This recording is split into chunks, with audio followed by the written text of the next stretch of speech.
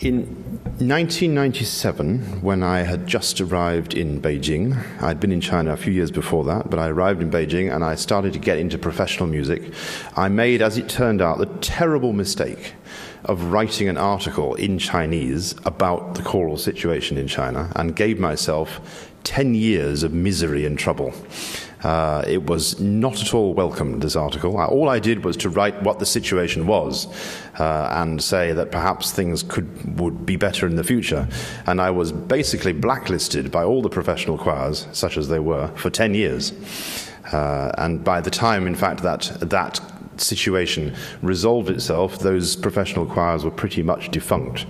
So they had a bad 10 years as well. I have also, this is the very first time I've ever talked to any group of people outside China in a formal setting about what is going on inside China with the choral music.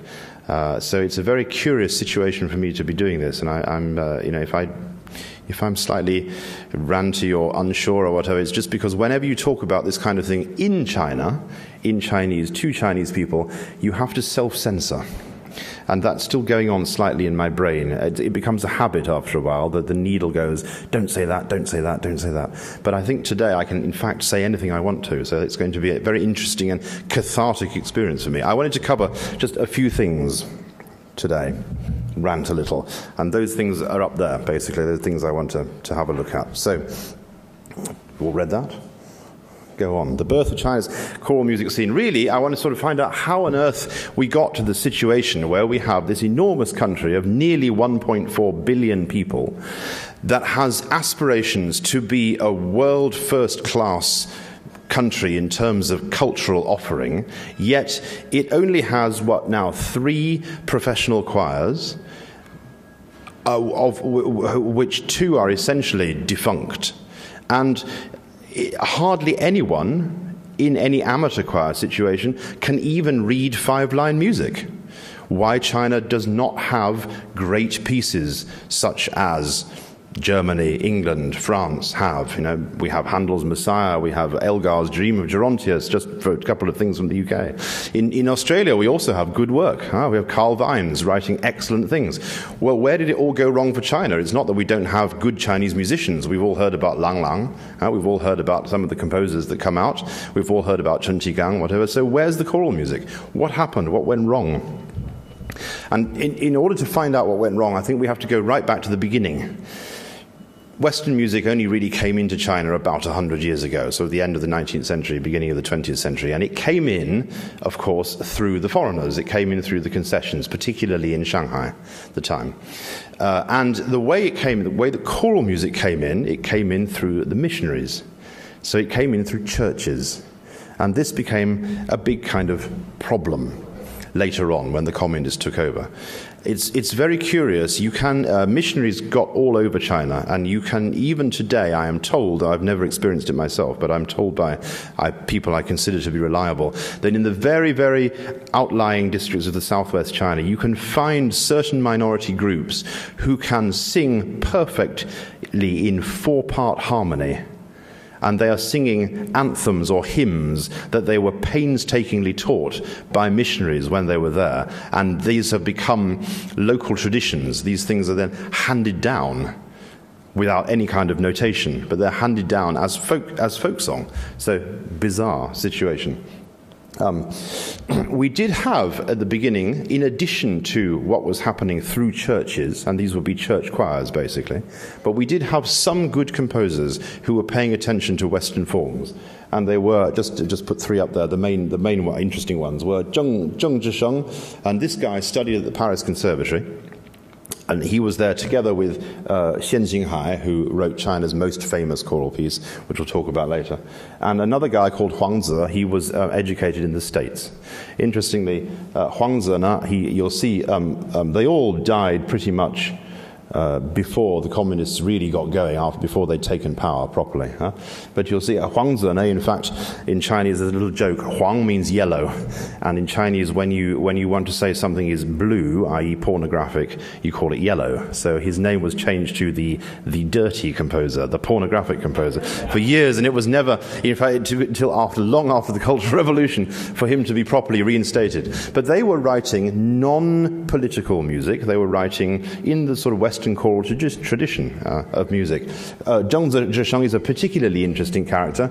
He was the first to try to establish a Western-style opera house in a non-treaty port.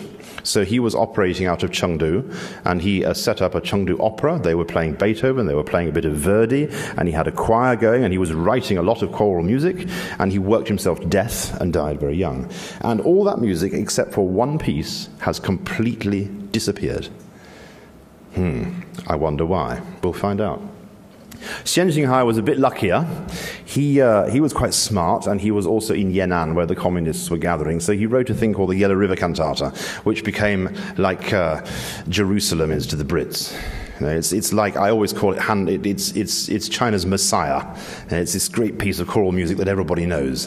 And so, but it's not political in intent particularly. It's about the misery and hardship of 20th century China, but it got hijacked by the Communist Party to become this propaganda vehicle. And the last movement of the piece was actually written after the Communist Party took power, interestingly. So we've got these people doing these interesting things and writing good choral music, but nothing takes off, because when we get to 1949, when we get to 1949, we get a big change. What's the purpose of music? The purpose of music is to praise me, Mao Zedong.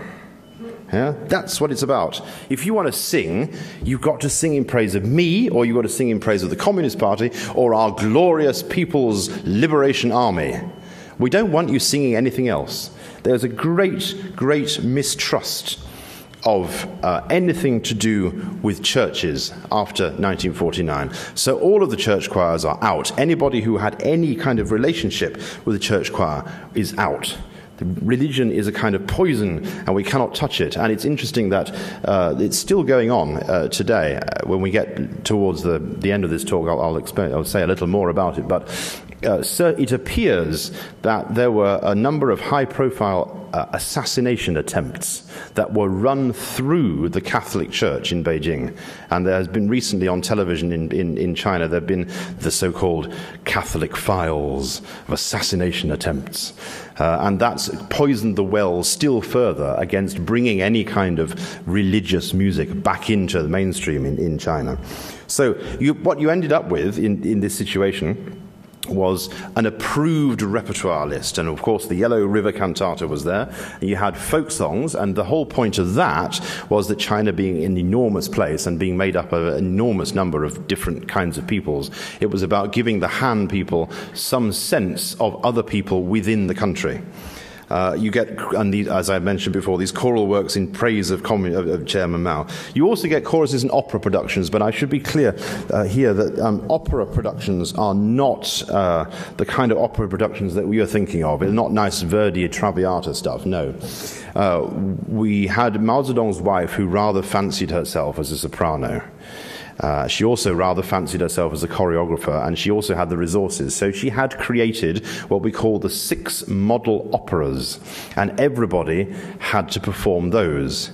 And they took little bits of Chinese opera, traditional Chinese opera, little bits of Western style of choral writing, little bits of symphonic music, but of course they were all in praise of the wonderful things that the party was doing to create this wonderful new utopian China. So when I say opera, I don't mean Traviata. I don't mean anything that we would recognize as that. There we go. We got a nice picture of the lovely men who were making the decisions in this regard, whether you as a choir could live or die. The repertoire is very limited because of these reasons. It's not, in fact, a Chinese idea, this concept that you only use words to reinforce ideology. This was taken from Bismarck. and applied horribly, horribly wrong in China. Bismarck never intended to have what we've ended up with in China, which is a kind of almost like I'm going to say in Chinese, a 条件反射, but I can't think of the English. That's terrible. It's like when you've raised a dog, you know, and you put that there and the dog immediately barks. With these words that are drilled into people through what the little choral music that people are exposed to, that effect has been achieved. People, quite intelligent people, when you start singing some tune that's been made popular through choral singing, and by choral singing I don't just mean four-part singing, but I mean mass singing when you're in a classroom, people's eyes glaze over and they just snap into being a completely different kind of person. It's a very, very powerful tool in this regard. Then there's a lot of suspicion about what this kind of art form really was about, and we had to weed out anything that might have been yellow.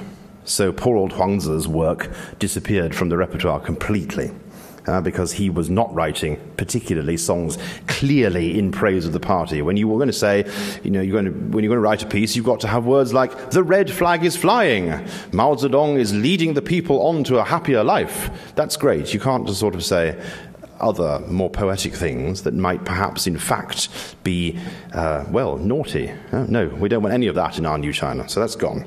And then there's this ongoing suspicion of religion and anything to do with organized religion, anything to do with unorganized religion, among the party elite who you just saw earlier, that lovely bunch of old men there. So we are not allowed to have the basic Western repertoire entering China.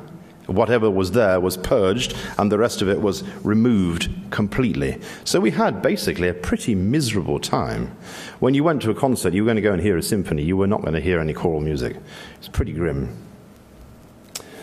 After dear old Mao Zedong died, people finally got sick of all this red stuff. We call it red music in China. Yeah? And it wasn't performed as often.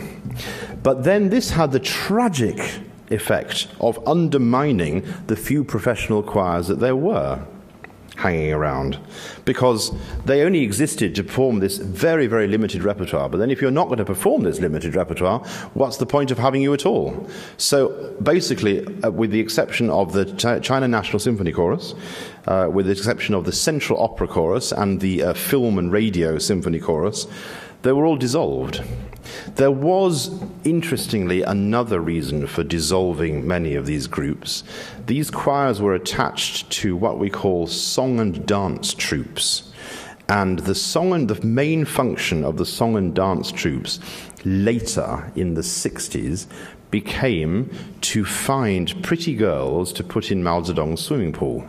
I suspect some of you have heard about Mao Zedong's swimming pool. No, he kept a swimming pool full of attractive girls.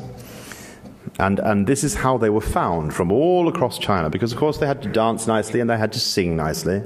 And so after he was dead, there was a bit of a backlash against this, and that was another reason that is never said publicly in China, but it was another part of why all these groups and why these choirs, as well as the dance troupes, were gradually closed down. And in the 1990s, the central government really did away with pretty much everything. They stopped paying salaries even to the National Symphony Chorus. So most of these choirs, I said in the very beginning, I said they're now basically, with the exception of one, I think, they are now all defunct. They still exist, but only as a piece of paper. So if I want to fool somebody, I can say, okay, tonight we will have a performance by the Central Opera Chorus, and I will have the Central Opera Chorus, I'll call up whoever's still in charge there, I'll say, go find me 50 singers. And I've got a piece of paper that I can wave around saying that I am the Central Opera Chorus, but these guys, they're not on salary, they're just pulled together for a last-minute thing. There isn't, I mean, I'm talking about the Central Opera Chorus, that was one of the last to go. They actually managed to make the transition for a while because people quite enjoyed listening to opera choruses, and they also quite enjoyed listening to folk songs, and this chorus managed to reinvent itself for a short time in the 90s, and it was singing a lot of that repertoire. I'm just going to move on here. When we talk about choral music, that's what we often see, this good party sing-along. It's quite a thing. If you ever get an opportunity to see it, the testosterone level is remarkable. And to do these things, it's tremendous. the date will be fixed and picked in advance, and then every member of the relevant work unit, i.e. that police department, that army department, who has any kind of voice, will be let off work for 3 months. They'll be taken to a secluded place somewhere, and they will be drilled in the 2 songs 8 hours a day for 3 months. They will be drilled in this music until they want to vomit when they sing it. That's the idea of choral singing. Very, very different from what we have. And they have to look happy doing it, except they don't, do they? It's become a kind of misery. Not at all nice. The professional choirs that China has. There's the chorus of the new National Center for the Performing Arts, which is a choir set up specifically when that complex opened. That's the big performing arts complex in Beijing. But all they do really is to sing opera choruses. And they were set up instead of having the Central Opera Chorus go across, because the Central Opera Chorus was already defunct, and it would basically have cost too much money to pay all the severance that was needed and do it all legally and sort it out properly. So it was easier just to leave that mess there, and we just create a new one, and we all pay you, by the way, a pittance, and you're all on kind of, what's it called these days, 0 hours contracts. If there's no work for you this month, well, just go away. You're on my books, but I don't have to pay you any money. It's a very, very bad situation. The Central Opera Chorus, as I've said, exists as a piece of paper, and when they do a production, which is very rare these days, they're the people who sing. The National Symphony Chorus exists as a piece of paper, but you can still sometimes see the odd concert performed by it. But what are they singing? Nothing interesting. No interesting repertoire. Just a few of the old folk songs. Nothing. The National Radio Symphony Chorus, also now basically defunct. And the various military choruses, they only exist when there is a political event. So they have to come and sing big red songs. We love China, we love hate foreigners, or whatever. They have to go and do this kind of nonsense. And this has caused a huge problem in terms of getting any kind of choral development going. We have no semi-professional choir situation in the way that you have here in Australia, in the way that we have all over Europe. We have a Central Conservatory and a China Conservatory in Beijing, and there's a Shanghai Conservatory in Shanghai. There are other conservatories in China too, but they don't field choirs of any kind. The Shanghai Conservatory doesn't really have a standing choir. Again, they put it together if they need it for a government-assigned project, but they don't really have one that rehearses on its own. The Central Conservatory, the China Conservatory do, but they have a lot of struggle to get the students to turn up, because the students are like, well, you know, choral singing is boring. What's the point? I can't earn my living doing it. And there is no scene, so why should I pay any attention to it at all? That doesn't help in the professional music milieu. It doesn't help any kind of development for choral music. We have amateur choirs. There are thousands of amateur choirs in China. Why? Because they are really good ways. Well, first of all, it's a really good way if you are retired. You get out of the house once or twice a week and you can chat with people. And then for younger Chinese people, they're a really good way of meeting a potential partner. No, I think that's fine. You know, that's quite a lot how it works in Europe too. And I don't know about Australia because I've only been here 3 days. But I'm guessing it's entirely possible. But you know, in China, I'm afraid it gets to a bit of an extreme. When I've been auditioning, sometimes a young, attractive girl will say, you know, I want to join the choir, and I say, why? And she says, well, you know, I'm very interested to meet foreign friends. It's as blatant as that sometimes. It's really, really remarkable. So among all these choirs, there are just 3 that I want to have anything to say, really. One is the Baroque Chamber Chorus of Beijing, and one is the which is one of the very few Chinese choruses that can read 5-line music and is singing a bit of European repertoire. But they have a terrible time now trying to get performance licenses. We'll get to that shortly. Another is the Moonlight Chorus. Another is the choir that I run called the International Festival Chorus. And we are unique, absolutely, in trying to bring foreigners and Chinese together and do the big Western European symphonic repertoire for choir. Yeah? Then there are a lot of children's choirs, and you can see I've just mentioned 2 up there. But because of the situation that all music after 49 was very much focused on just praising the party, there is virtually nothing to sing. So these choirs, they get together, and there are about 10 pieces that choirs sing. Any choir done by an amateur choir, any concert done by an amateur choir, the same little pieces of repertoire coming up. And because choral music is so tightly controlled, because its use is propaganda, essentially, the musical skills have not developed. So these choirs are unable to read five-line music, which limits their repertoire even further. I've already mentioned what the point is for music in China, but for instrumental music, you can play the music and you can encourage people to get better at it. They're not constricted because they don't sing words. When words are involved, we have to be very, very careful. So, what we've got now, in the 2000s, for goodness sakes, we've got a situation where a few amateur choirs, like the Baroque Chamber Chorus, like the International Festival Chorus, and there's a choir that's starting up in Shanghai, which is trying to do the same thing. We've got these choirs singing the big choral pieces, trying to sing new repertoire, Chinese and foreign, and we've got the amateur choirs doing, we've got the professional choirs doing nothing. So we've got the amateur groups leading the professional groups. The amateur groups are doing stuff that the professional cannot. We've got a situation where most choral singers in China are only doing it for some sort of social engagement, so most of them do not read five-line music, and the encouraging them within that situation to read five-line music is not encouraged in case they start to sing things that the party doesn't want. So we have very low standards, which means that audiences don't come. So a concert hall says, okay, I want to put on a choral concert, and then no one comes, so the concert hall, of course, says, oh, well, okay, that's no good, we'll stick to symphonies, thank you very much. So then that situation means that it's very, very difficult for any kind of new music to be written for choirs. It's very difficult to get any kind of start going.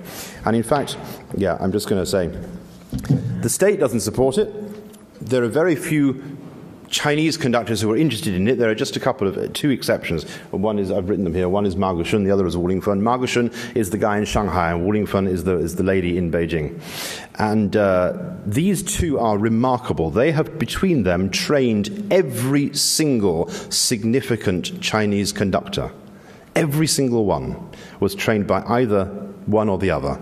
But despite this, no Chinese conductors of significance are willing to champion choral music. These two are both choral trained, and they use choral training as the foundation of their conducting technique when they teach.